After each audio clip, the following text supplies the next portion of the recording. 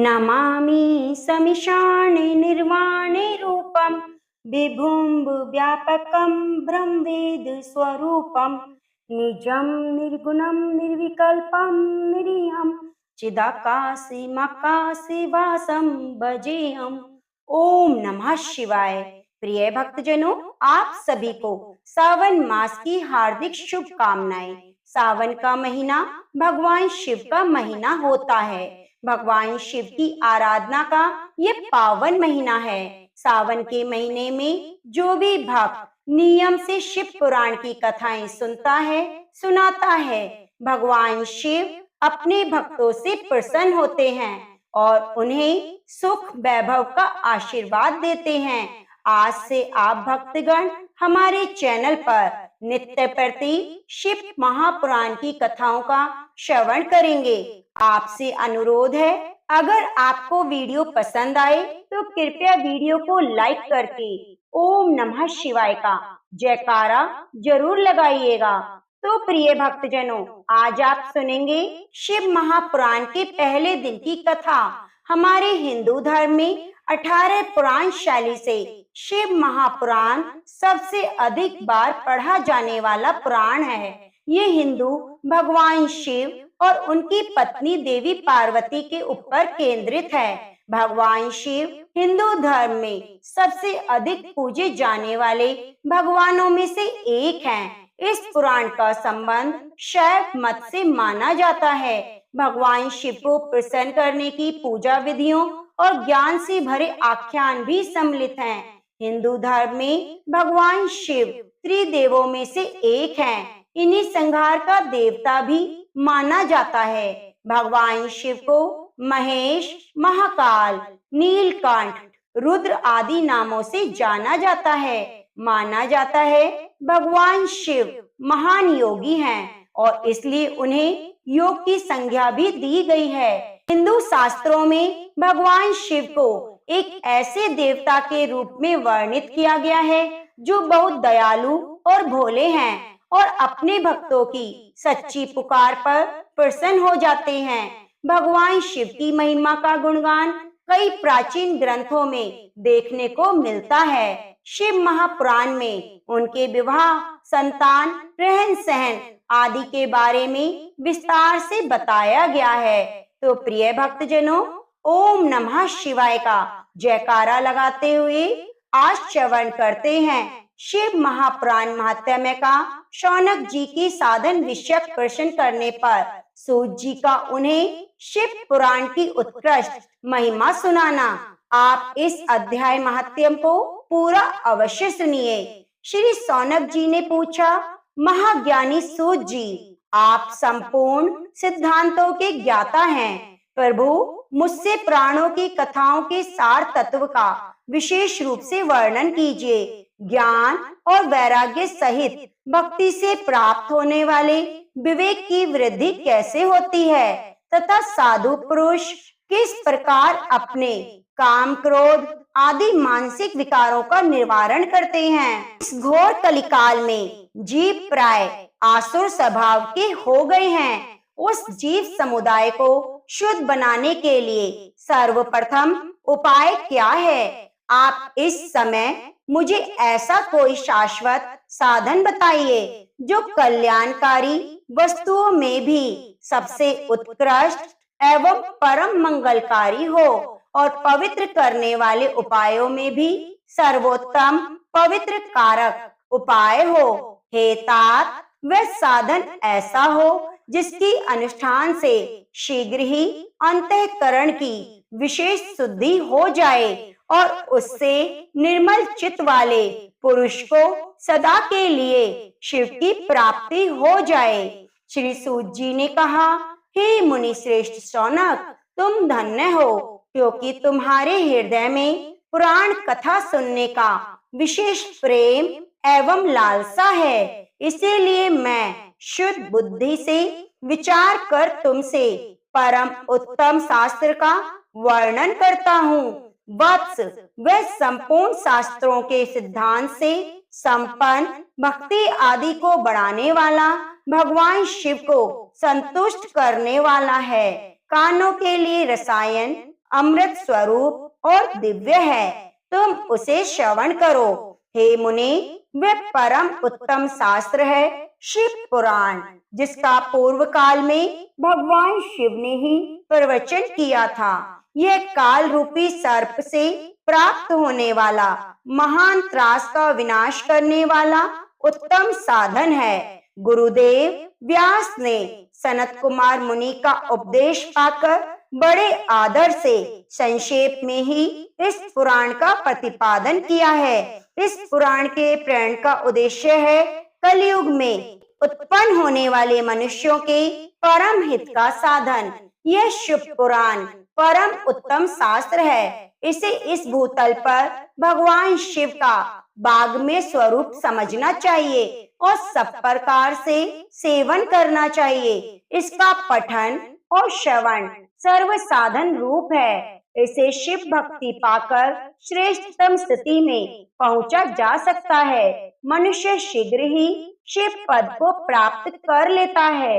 इसीलिए संपूर्ण यत्न करके मनुष्यों ने इस पुराण को पढ़ने की इच्छा की है अथवा इसके अध्ययन को अभिष्ट साधन माना है। इसी तरह इसका प्रेम पूर्वक श्रवण भी संपूर्ण मनोवांछित फलों को देने वाला है। भगवान शिव के इस पुराण को सुनने से मनुष्य सब पापों से मुक्त हो जाता है तथा इस जीवन में बड़े बड़े उत्कृष्ट भोगों का उपभोग करके अंत में शिवलोक को प्राप्त कर लेता है। यह शिव पुराण नामक ग्रंथ 24,000 श्लोकों से युक्त है। 7 संहिताएं हैं। मनुष्य को चाहिए कि वह परम भक्ति, ज्ञान और वैराग्य से संपन्न हो, बड़े आदर से इसका श्रवण करे। 7 संहिताओं से युक्त यह दिव्य शिव पुराण परब्रह्म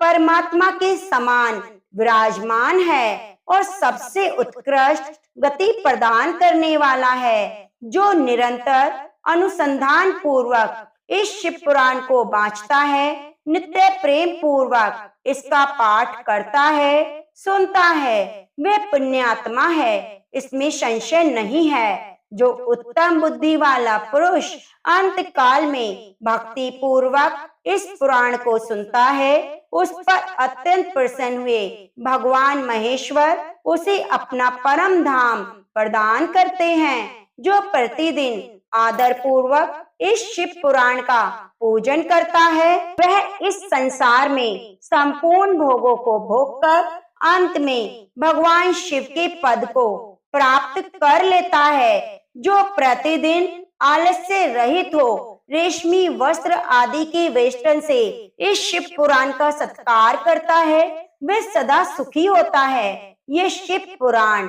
निर्मल तथा भगवान शिव का सर्वस्व है। जो इहलोक और परलोक में भी सुख चाहता है, उसे आदर के साथ प्रयत्न पूर्वक इसका सेवन करना चाहिए। यह निर्मल और उत्तम शिव पुराण धर्म, अर्थ, काम और मोक्ष रूपी चारों पुरुषार्थों को देने वाला है। अतः सदा प्रेम पूर्वक इसका श्रवण और विशेष पाठ करना चाहिए। तो प्रेम से बोलिए ओम नमः शिवाय। गौरी पुत्र गणेश की जय हो। प्रिय भक्तजनों, आइए अब अध्ययन करते हैं दूसरा अध्याय। शिव पुराण के श्रवण से देवराज को शिवलोक की प्राप्ति और चंचला के पाप से भय और संसार से वैराग्य। श्री सौनक जी ने कहा, महाभाग सूत जी, आप धन्य हैं, परमार्थ तत्व के ज्ञाता हैं। आपने कृपा करके हम लोगों को यह बड़ी अद्भुत और दिव्य कथा सुनाई है। भूतल पर इस कथा के समान कल्याण का सर्वश्रेष्ठ साधन कोई दूसरा नहीं है। यह बात हमने आज आपकी कृपा से निश्चय पूर्वक समझ ली है। सूत जी, कलयुग में इस कथा के द्वारा कौन कौन से पापी शुद्ध होते हैं, उन्हें कृपा पूर्वक बताइए और इस जगत को कृतार्थ कीजिए। सूत जी बोले, मुने, जो मनुष्य पापी, दुराचारी, खल तथा काम क्रोध आदि में निरंतर डूबे रहने वाले हैं, वे भी इस पुराण के श्रवण पठन से अवश्य ही शुद्ध हो जाते हैं। इसी विषय में जानकर मुनि इस प्राचीन इतिहास का उदाहरण दिया करते हैं, जिसके श्रवण मात्र से पापों का पूर्णतया नाश हो जाता है। पहले की बात है, कहीं किरातों के नगर में एक ब्राह्मण रहता था, जो ज्ञान में अत्यंत दुर्बल, दरिद्र, रस बेचने वाला, वैदिक धर्म से विमुख था। वह स्नान, संध्या आदि कर्मों से भ्रष्ट हो गया था और वैश्यवृत्ति में तत्पर रहता था। उसका नाम था देवराज। वह अपने ऊपर विश्वास करने वाले लोगों को ठगा करता था। उसने ब्राह्मणों, क्षत्रियों, वैश्यों, शूद्रों और दूसरों को भी अनेक बहानों से मारकर उनका धन हड़प लिया था, परंतु उस पापी का थोड़ा सा भी धन कभी धर्म के काम में ना लगा।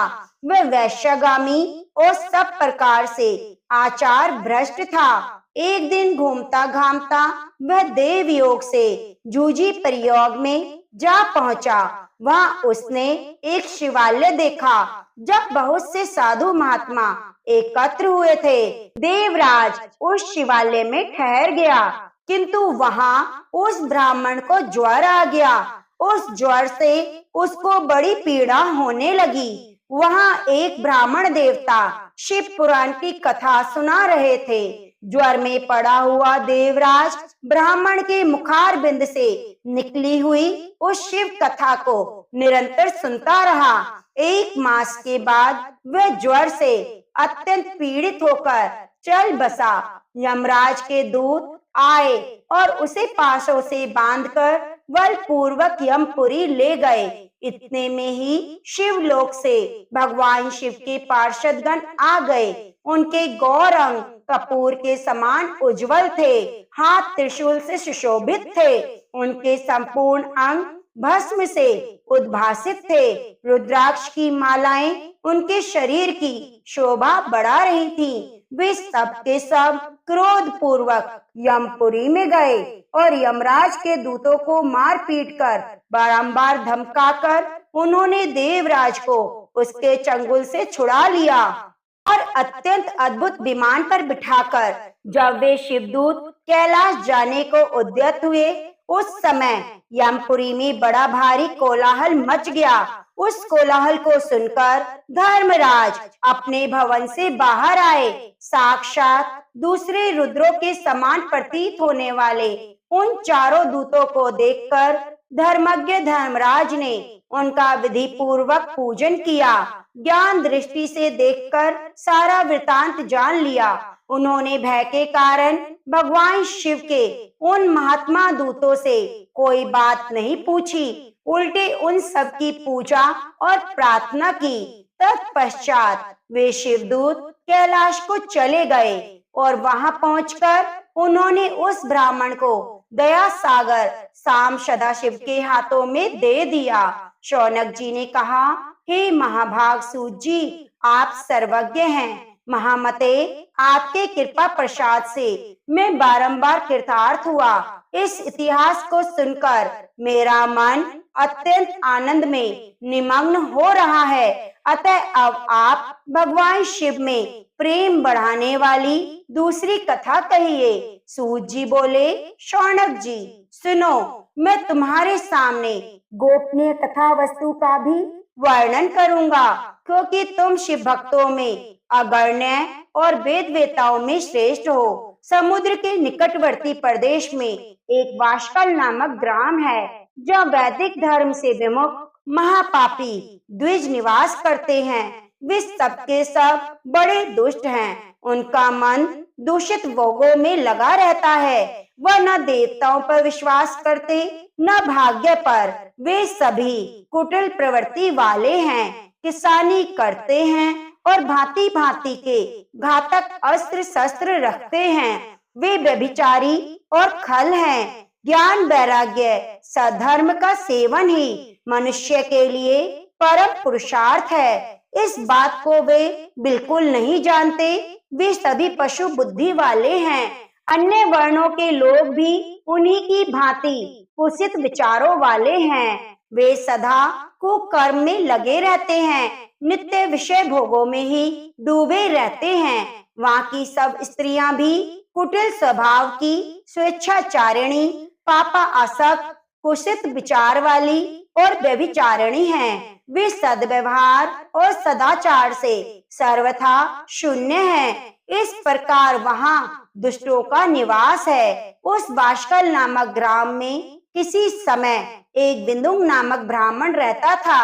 वह बड़ा अधम था, दुरात्मा और महापापी था। यद्यपि उसकी स्त्री बड़ी सुंदर थी, तो भी वह कुमार्ग पर ही चलता। उसकी पत्नी का नाम चंचुला था।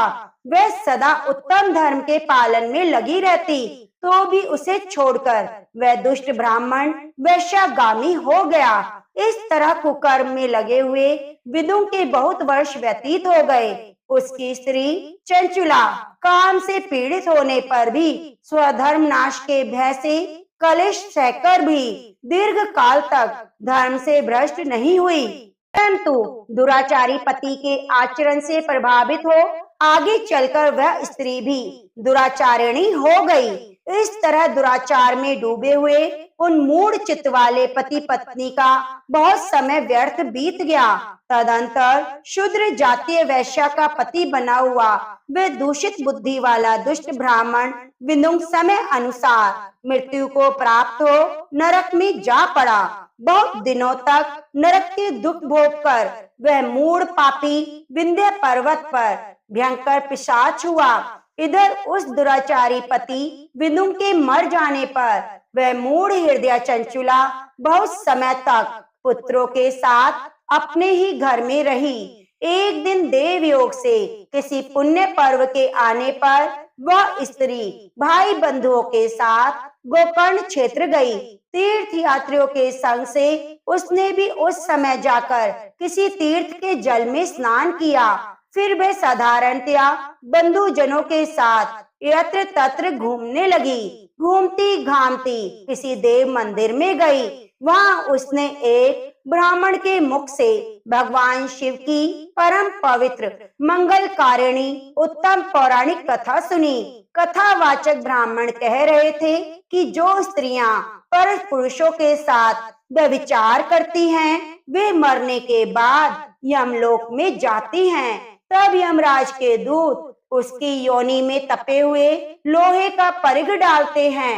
पौराणिक ब्राह्मण के मुख से यह वैराग्य बढ़ाने वाली कथा सुनकर चंचुला भय से व्याकुल हो कांपने लगी। जब कथा समाप्त हुई और सुनने वाले लोग वहां से चले गए, तब वे भयभीत नारी एकांत में शिव पुराण की कथा बांचने वाले ब्राह्मण देवता से बोली। चंचुला ने कहा, ब्राह्मण, मैंने अपने धर्म को नहीं जाना, इसलिए मेरे द्वारा बड़ा दुराचार हुआ है। स्वामिन, मेरे ऊपर अनुपम कृपा करके मेरा उद्धार कीजिए। आज आपके वैराग्य रस से ओतप्रोत इस प्रवचन को सुनकर मुझे बड़ा भय लग रहा है। मैं कांप उठी और मुझे इस संसार से वैराग्य हो गया है। मुझ मूढ़ चित्त वाली पापिन को धिक्कार है। मैं सर्वथा निंदा के योग्य हूँ, कुत्सित विषयों में फंसी हुई हूँ और अपने धर्म से विमुख हो गई हूँ। हाय, न जाने किस किस घोर कष्टदायक दुर्गति में मुझे पड़ना पड़ेगा और वहाँ कौन बुद्धिमान पुरुष कुमार्ग में मन लगाने वाली मुझ पापिन का साथ देगा।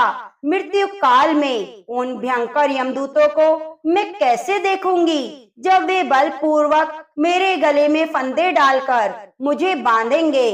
तब मैं कैसे धीरज धारण कर सकूंगी। नरक में जब मेरे शरीर के टुकड़े टुकड़े किए जाएंगे, उस समय विशेष दुख देने वाली उस महायातना को मैं कैसे सहूंगी। हाय, मैं मारी गई, मैं जल गई। मेरा हृदय विदीर्ण हो गया और सब प्रकार के मैं नष्ट हो गई, क्योंकि मैं हर तरह से पापों में डूबी हूँ। ब्राह्मण, आप ही मेरे गुरु हैं, आप ही माता और आप ही पिता हैं। आपकी शरण में आई हुई मुझ दीन अबला का आप उद्धार कीजिए। सूत जी कहते हैं, हे शौनक, इस प्रकार खेद और वैराग्य से युक्त चंचुला ब्राह्मण देवताओं के दोनों चरणों पर गिर पड़ी। तब उन बुद्धिमान ब्राह्मण ने कृपा पूर्वक उसे उठाया और इस प्रकार कहा, प्रिय भक्तजनों, चंचुला की प्रार्थना से ब्राह्मण का उसे पूरा शिव पुराण सुनाना, समय अनुसार शरीर छोड़कर शिवलोक में जा चंचुला का पार्वती की सखी और सुखी होना का अध्ययन रसपाल हम अगले अध्याय में करेंगे। इसके लिए आप हमारे चैनल को सब्सक्राइब जरूर कीजिए और बगल में बनी घंटी को दबाना ना भूलें। ओम नमः शिवाय का जयकारा जरूर लगाइए। ओम नमः शिवाय। प्रेम से बोलिए हर हर महादेव। शिव महापुराण की जय हो।